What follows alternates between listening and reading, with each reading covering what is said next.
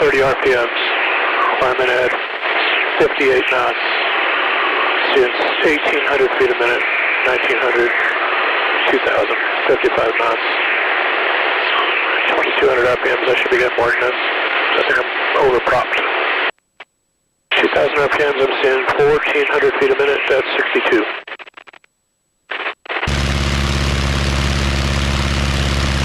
So 7 Kilo Foxtrot, number 2, follow the champion, short final, runway 17, clear, touch go. Clear, number 2, touch go, champion side, 7 Kilo Fox.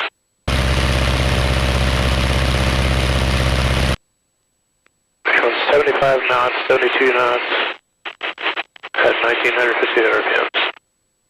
Ground speed showing 81 knots.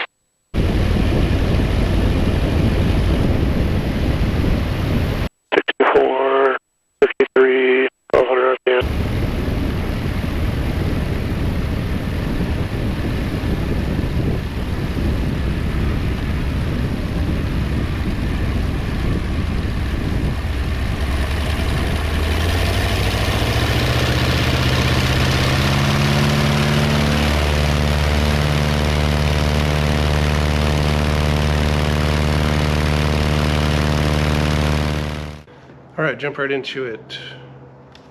So far my Hobbs is at 6 hours 59 minutes. That's total engine runtime with oil pressure. TAC is at 2 hours 54 minutes. TAC is reading anything above 40 knots, so actual flight time.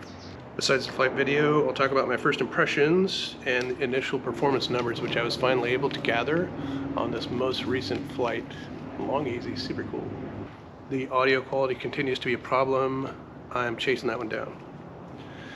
Initial squawk also was no airspeed indication. I've also fixed that. Turns out you actually have to plug in the pitot tube in the back of the instrument panel.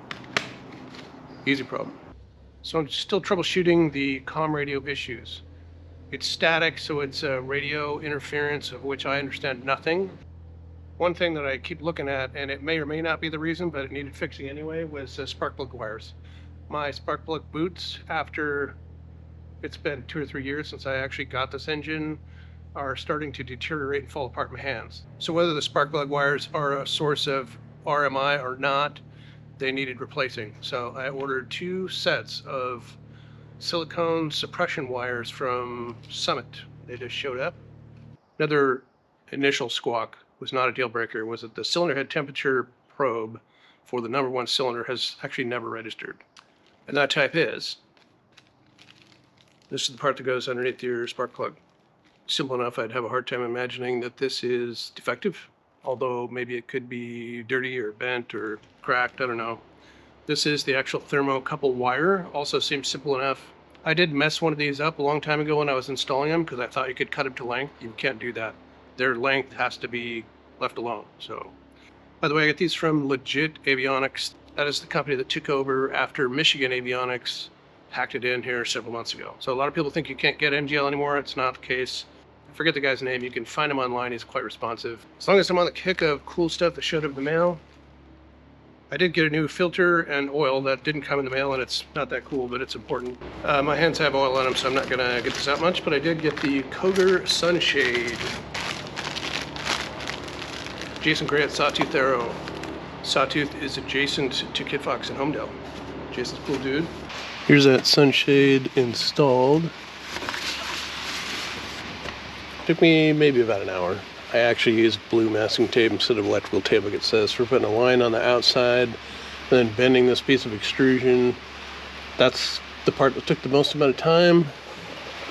Specifically, I'm sure lighting will be terrible, but this last couple inches was the most challenging to get it to lay perfectly on the skylight. Anyway, it works awesome because now there's no sun. Questions that I've been asked. Am I going to cowl this thing? This actually leads right into that. The answer is yes.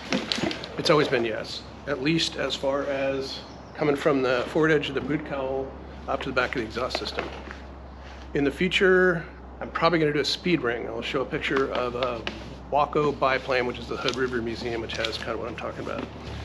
This is a full-size plot. And I have 2 different versions of that. It'll be easier for me to just show you a screenshot. But I can cut out these paper dolls, stick them to some cardboard,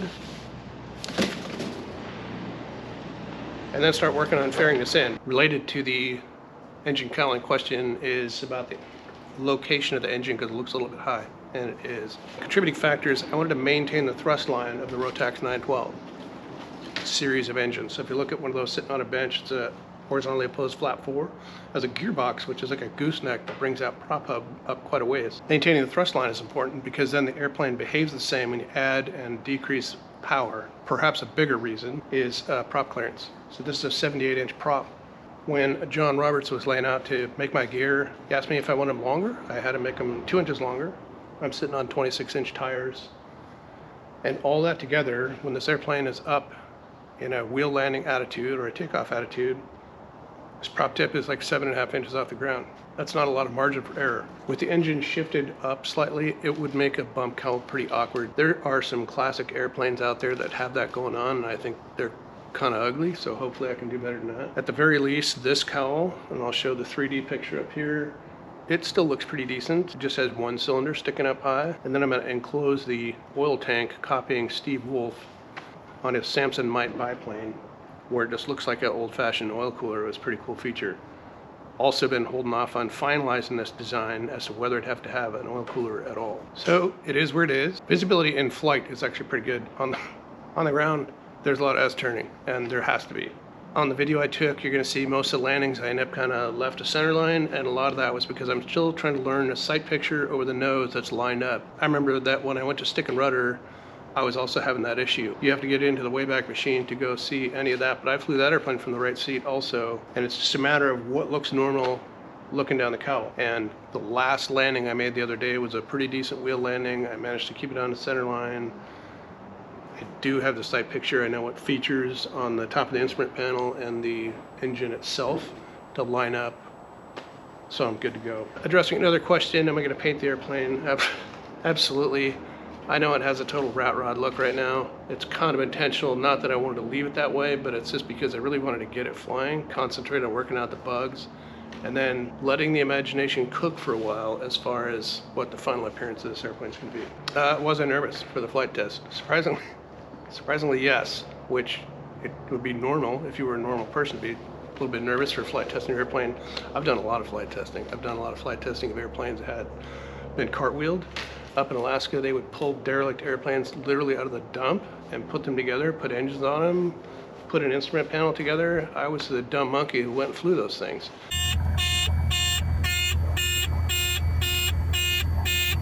I did every engine break-in, and other than being extremely cautious and doing a thorough pre-flight, I just went full send and did it.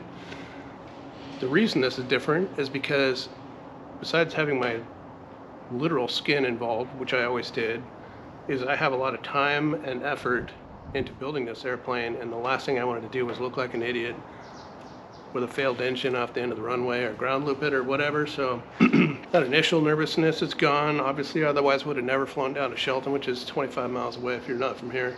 By the way, I've kind of resigned myself to the fact that I might have to have an oil cooler, and the best way to do that is probably a sandwich adapter, which goes underneath the oil filter and then has 2 lines on it.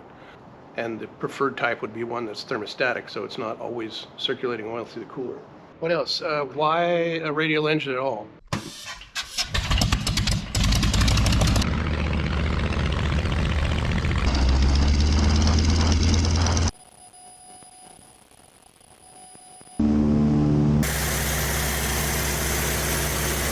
That was a question? All kidding aside, I've got lots of time behind radial engine airplanes. I think they're cool. They are a cool piece of history. You may be of the opinion that air-cooled engines are totally obsolete. I can guarantee you that if tomorrow you needed a 3,000 horsepower piston engine, it's going to be a radial. It's not going to be V12. It's not going to be a V8. Sure as heck not going to be a V4. Setting that aside, this is not a complete dinosaur. Other than being air-cooled, it's electronic ignition and fuel injection. No ECU, no computer of any kind. Pretty happy with that. I've been gathering some PC-12 footage, so let me know in the comments below if you'd like to see some of that. They are always non-patient legs, non-revenue, keep me legal and employed. 73 Alpha, contact Norfolk departure field. Over to departure 7 Alpha. November 73 Alpha, turn right direct to Sacramento. Direct Sacramento 7 Alpha.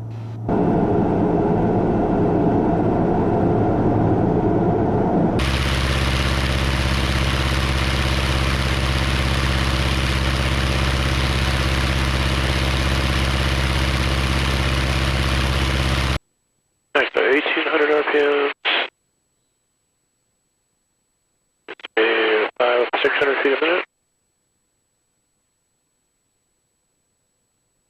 At an altitude, back to 2,000.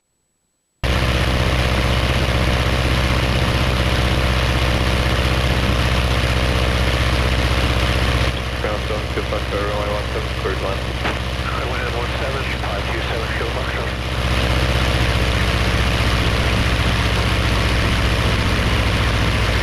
Number 1500.